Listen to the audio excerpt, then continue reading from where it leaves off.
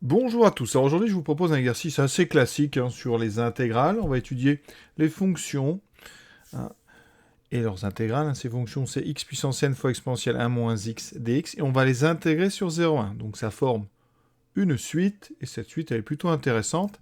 Et ça permet d'utiliser l'encadrement et les intégrales. Donc ça amène un petit peu des choses sympas sur le cours. Donc première question, on va étudier d'abord une de ces fonctions pour n égale 2. Donc la fonction d'expression x carré fois exponentielle 1 moins x. Première chose, bon déjà vous avez la courbe, ça vous aidera un petit peu. On vous demande les limites en plus l'infini et moins l'infini. Donc on est parti, on va commencer dans l'ordre du texte. Donc on s'occupe de plus l'infini. Alors on a un produit. Donc on va regarder rapidement comme si on était au brouillon. X carré e de 1 moins x. Alors x carré, donc on est en plus l'infini. X carré va aller vers plus l'infini. Exponentielle 1 moins x, mais ça va aller vers moins l'infini. Je regarde donc l'exponentielle en moins l'infini, et ça, on sait que ça fait 0. Donc, ici, petit problème, parce que ce produit, c'est une forme donc indéterminée. Donc, avant de rédiger, il va falloir trouver un moyen de lever cette indéterminée. Pour ça, je vais avoir besoin d'une croissance comparée. Croissance comparée qui est revenue au programme de 2021, qui est la limite quand x tend vers plus l'infini de exponentielle x sur x puissance n. Il faut bien que je fasse mes x ici. Et ça, on sait que c'est plus l'infini, quel que soit n appartenant à grand N. Donc ici, on va appliquer pour x égale 2. Et pour pouvoir utiliser ça, je vais transformer l'expression x carré e de 1 moins x. Déjà, c'est x carré fois e1 fois e moins x. Et e moins x, vous savez, c'est les propriétés de l'exponentielle. Donc e1, ça fait e. Et donc, on peut mettre e de x dessous. Vous savez, je vais le rappeler peut-être la propriété. Quel que soit x, e de moins x, c'est 1 sur e de x. Donc ici, vous voyez, qu'est-ce que j'ai fait? J'ai fait apparaître x carré sur e de x. D'accord? Multiplié donc par e. Et là, on a réussi, parce que ça, c'est une croissance comparée. C'est l'inverse de celle que je vous ai donnée, donc ça tend vers 0. Limite quand x tend vers plus l'infini de x carré sur e de x, c'est égal à 0. C'est l'inverse de celle-là. Donc, limite quand x tend vers plus l'infini de f de x, c'est donc égal à 0 fois e, donc 0. C'est ce qu'intuitivement on peut peut-être ici deviner, mais là, c'était pas, voilà, on n'avait pas assez pour pouvoir conjecturer correctement. Pour ceux qui ne connaissaient pas cette croissance comparée, on peut contourner le problème. Alors, évidemment, ça ne s'invente pas forcément, en faisant cette transformation ici, que vous pouvez démontrer assez facilement. J'ai séparé mon exponentielle en deux, et en dessous, j'ai fait apparaître 1 demi de x, 1 demi de x, et je compense avec ce 1 quart. Chacune des parenthèses, c'est en fait une version de e de grand x sur grand x, avec grand x égale 1 demi de x, et donc par composition, ça tend vers ici, donc plus l'infini, quand grand x tend vers plus l'infini. Donc on en a deux qui se multiplient, ça fait plus l'infini, fois un quart, on a donc plus l'infini. Voilà la démonstration rapide, bien sûr. En moins l'infini maintenant. Donc, comme on a fait tout à l'heure, on prend son brouillon et on regarde déjà est-ce qu'il y a un problème. Alors, x carré en moins l'infini, ça tend vers plus l'infini. 1 moins x, ça tend vers plus l'infini. On regarde donc l'exponentielle en plus l'infini, ça donne plus l'infini. Et là, on a un produit tout à fait déterminé. Ça tendra vers plus l'infini. Donc on rédige. Limite quand x tend vers plus, vers moins l'infini. Donc, bougez pas, j'efface. Limite quand x tend vers moins l'infini de x2, c'est plus l'infini. La limite, donc, de 1 moins x, c'est plus l'infini. On rappelle que la limite, donc, quand grand x tend vers plus l'infini exponentielle grand x, c'est plus l'infini. Donc, par composé, la limite d'exponentielle 1 moins x quand x tend vers moins l'infini, c'est plus l'infini. Et là, par produit, limite de f en moins l'infini est donc égale à plus l'infini. Et ici, je n'ai pas précisé, mais c'est une composée. Voilà nos deux limites. Vous voyez sur la courbe, on on aurait pu conjecturer qu'évidemment, quand on va vers la gauche, ça va très très haut. Question 1b. Est-ce que f est dérivable? Oui. Pourquoi? Parce que la fonction kx associe x2 est dérivable sur R en tant que polynôme. Ensuite, la fonction kx associe exponentielle 1 moins x, elle est aussi dérivable, parce que c'est la composée d'un polynôme et d'une exponentielle. Donc, f est dérivable comme produit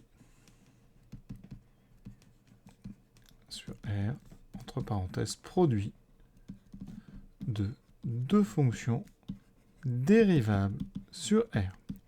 Et maintenant, on peut dériver. Ça se dérive comment? On l'a dit que c'est un produit, donc comme un produit. f de x, c'est le produit donc de u de x par v de x avec u de x qui est x carré et v de x qui est exponentielle 1 moins x. On a besoin de u' et v', donc là vous savez, ça fait 2x. V', on dérive exponentielle de 1 moins x, donc c'est exponentielle de u, donc on dérive 1 moins x, ça fait moins 1, et on réécrit l'exponentielle. Ensuite, dérivé d'un produit, u'v plus uv', ça vous le savez tous, je l'écris même pas, et donc f', ça sera 2x exponentielle 1 moins x, plus x carré fois moins exponentielle 1 moins x. On peut déjà ici développer, plus fois moins ça fera moins, et je factorise ensuite par exponentielle 1 moins x. J'aurai 2x, et ici moins x carré. Voilà donc pour ma dérivée. Je vais la noter ici, parce qu'après on va étudier son signe. 2x moins x carré exponentielle 1 moins x. L'avantage, c'est qu'on a déjà la courbe, donc on sait que la dérivée, eh bien, elle doit être positive, négative d'abord parce que la fonction est décroissante, puis positive parce que la fonction est croissante, puis négative. Donc on va avoir un signe de dérivée moins, plus, moins. Alors, f', c'est un produit. Donc c'est le produit de 2x moins x au carré, exponentielle 1 moins x. Il me faut son signe. Quel que soit x, première chose. Vous savez qu'un exponentiel, c'est toujours strictement positif. Donc f' et du signe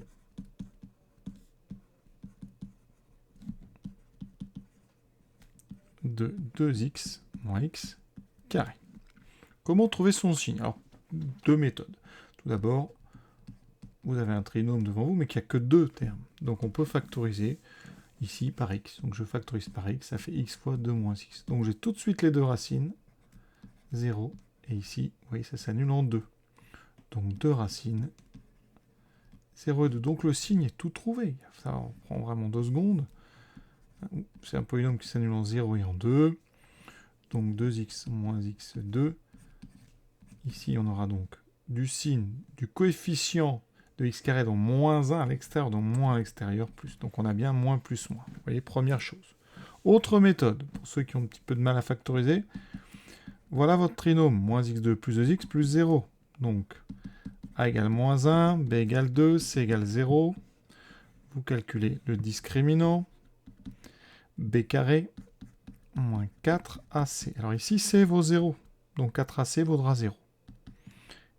Il me reste donc que b carré, c'est-à-dire 4.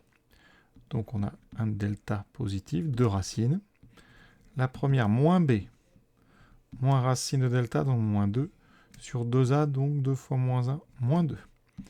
Moins 2 sur moins 2, ça fait moins 4 sur moins 2, ça fait 2. x2, moins 2, plus 2 sur 2 sur moins 2, ça fait 0. On retrouve 0 et 2, et du signe de A à l'extérieur. On n'a plus qu'à faire le tableau de variation. Donc, moins l'infini, plus l'infini. Ensuite, x carré, donc on va mettre f', ce sera plus rapide. Voilà. F' de x, variation de f de x en fonction de x, et donc, on a dit 0, moins, plus, moins, décroissant, croissant, décroissant. Les valeurs en 0, f de 0, On remplace, ça fait 0. Donc c'est bon. f de 2. 2 au carré, 4 exponentielle moins 1, donc 4 divisé par e. 4 divisé par e, hein, ça fait 4 divisé par 2,7, donc 1,2 ou 1,4. Voilà, on est ici, c'est bon. Notre tableau correspond à notre courbe, donc on écrit 0, 4 sur. Alors je ne vais pas la tracer, hein, la courbe elle était déjà tracée dans la suite de l'exercice. Voilà. Donc on a juste à mettre les limites. Plus l'infini, 0, c'est cohérent. Donc jusque-là, on est bon. On peut continuer. Deuxième question. Donc on prend n un entier naturel et on considère une intégrale. Donc de 0 à 1, xn exponentielle à moins x dx. Bon. On va admettre une relation entre in plus 1 in, parce que vous ne pouvez pas démontrer tout seul. Pour ça, hein, ceux qui ont déjà fait ça, on peut le faire avec ce qu'on appelle une intégration par partie. Voilà. Nous, on va rester au texte, donc premièrement I0. Donc pour I0, je remplace n par 0. Donc c'est l'intégrale de 0 à 1, x puissance 0 e de 1 moins x dx. X puissance 0, par convention, ça fait 1, donc on a l'intégrale de 0 à 1 d'exponentielle 1 moins x dx. Donc, il me faut une primitive d'exponentielle 1 moins x. C'est simple. C'est moins exponentielle 1 moins x. Vous voyez bien, quand je dérive exponentielle 1 moins x, on a vu tout à l'heure, il y a un moins qui sortait, donc vous voyez, la primitive est toute bête, enfin une primitive. On remplace maintenant par 1 exponentielle, moins exponentielle de 1 moins 1, 0, moins exponentielle de 1 moins 0. Ça me donne exponentielle 0, ça fait 1. Moins par moins, ça fait plus. On a donc e moins 1. I1. Intégrale de 0 à 1 de x puissance 1, donc x exponentielle 1 moins x, dx. Alors comment calculer I1? Cette intégrale, si vous n'avez pas fait intégration par partie, vous ne pourrez pas la faire. Donc, on va utiliser la relation de récurrence.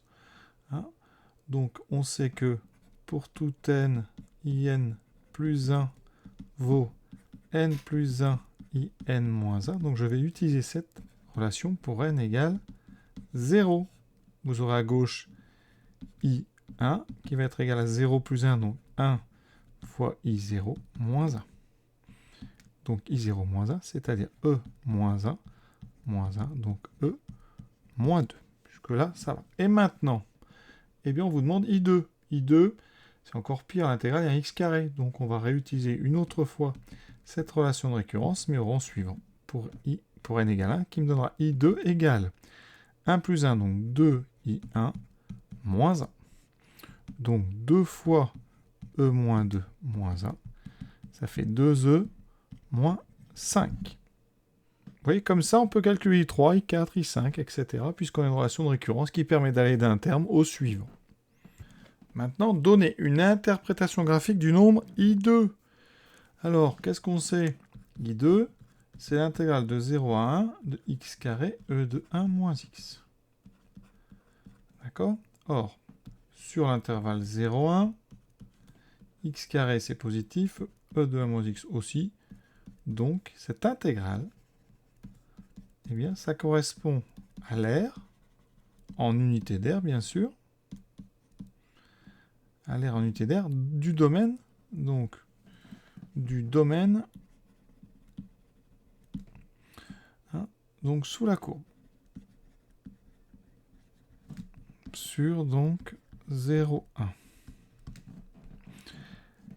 Graphiquement, on a 0, 1. Ce domaine, il est donc délimité par cette droite, par celle-là. Entre la courbe et l'axe des abscisses, on a donc ceci. Vous voyez? Qu'est-ce que c'est qu'une unité d'air? Une unité d'air, c'est le rectangle 1, 1. Ici, c'est un carré plutôt. Donc, je vais en dessiner un. Vous voyez? Le carré que je fais au-dessus, ici, ou le rectangle, il mesure une unité d'air.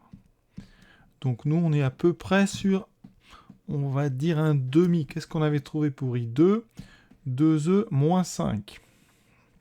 Alors, 2E, E, c'est à peu près 2,7. On va 2,72. Donc 2E, c'est à peu près 5,44. 2E moins 5. on est à peu près à 0,44. Donc on est un petit peu moins que donc 1,5. Si on trace la diagonale, effectivement, alors là, c'est pas tracé droit quand même, mais si vous tracez la diagonale, on est ici, on est un petit peu moins qu'un demi. Elle n'est pas très jolie ma diagonale, j'avoue. Donc ici, je pars de là, je rejoins ici, vous voyez la diagonale. On a ça qui fait la différence, on est à 0,44. Donc on n'est pas loin d'un demi, donc ça correspond bien à nos calculs. Jusque-là, on est tranquille. Maintenant, on va essayer d'encadrer IN. Donc pour ça, on va d'abord encadrer xn fois exponentielle de 1 moins x. Alors qu'est-ce qu'on sait? Donc sur 0,1, on sait que x est entre 0 et 1. Là, j'invente rien. C'est la définition même de l'intervalle 0,1 fermé. Donc ici, moins x est donc entre moins 1 et 0. Je rajoute 1.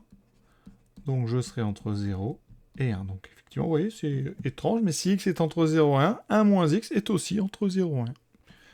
On prend l'exponentielle. L'exponentielle, c'est une fonction strictement croissante, donc exponentielle de 1 moins x sera compris entre l'exponentielle de 0 et l'exponentielle de 1. Donc exponentielle de 1 moins x est compris entre 1 et e. Voilà. On va multiplier par xn. Xn, il est positif sur l'intervalle. Donc je peux très bien multiplier par un nombre positif, il n'y a pas de souci. Donc xn va être inférieur ou égal à xn e de 1 moins x, inférieur ou égal à donc e que multiplie xn. Et on sait que sur un segment, sur un intervalle, donc avec les bornes rangées dans le bon ordre, on peut intégrer. Donc ici, on intègre une l'inégalité, ce qu'on appelle, on intègre l'inégalité, donc on intègre l'inégalité sur l'intervalle, donc 0,1. Ça veut dire que l'intégrale de 0,1 de xn dx va être plus petite ou égale à l'intégrale de 0,1 de xn exponentielle 1 moins x dx, qui va être plus petite ou égale à l'intégrale de 0,1 de e de xn dx. Alors ce qui est facile, c'est que au milieu, on a notre intégrale in, et là on a des fonctions faciles à intégrer. Xn, on connaît une primitive, c'est xn plus 1 sur n plus 1.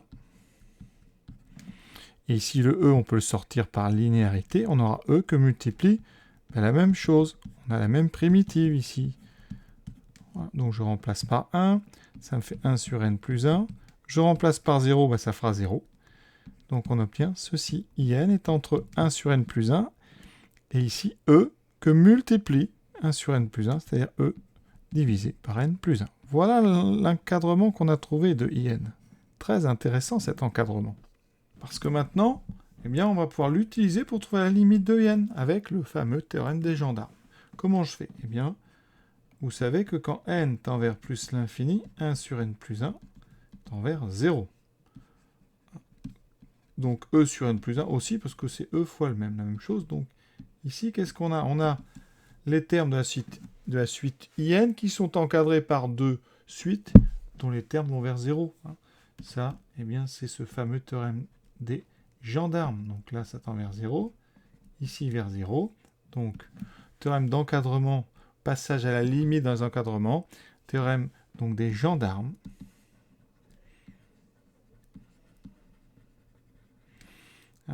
Ça veut dire que la limite de n, elle aussi, elle vaut 0. Et donc, on a terminé cet exercice. Alors, on va quand même faire quelques petits trucs en plus.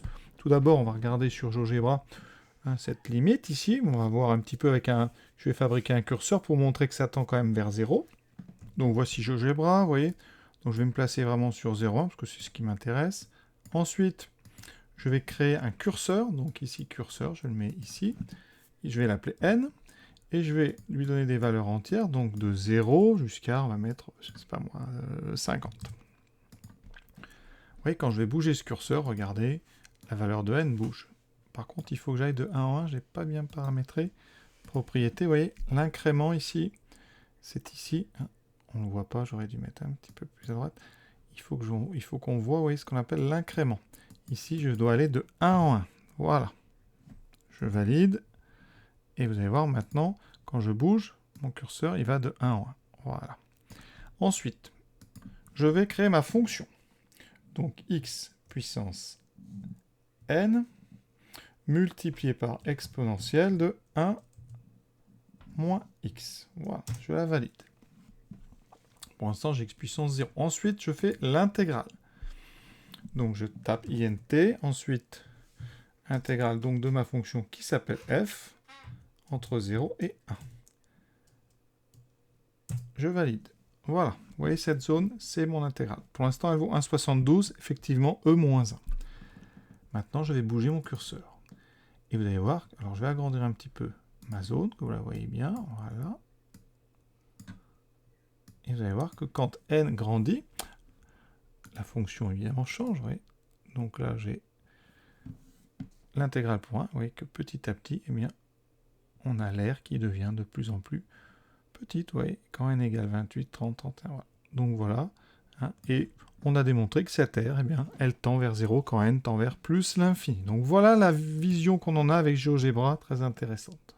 Ce que je vous propose de démontrer, c'est la relation de récurrence qu'on a admise tout à l'heure. Donc, je vais vous montrer ça en utilisant une intégration par partie. Je pars du n plus 1.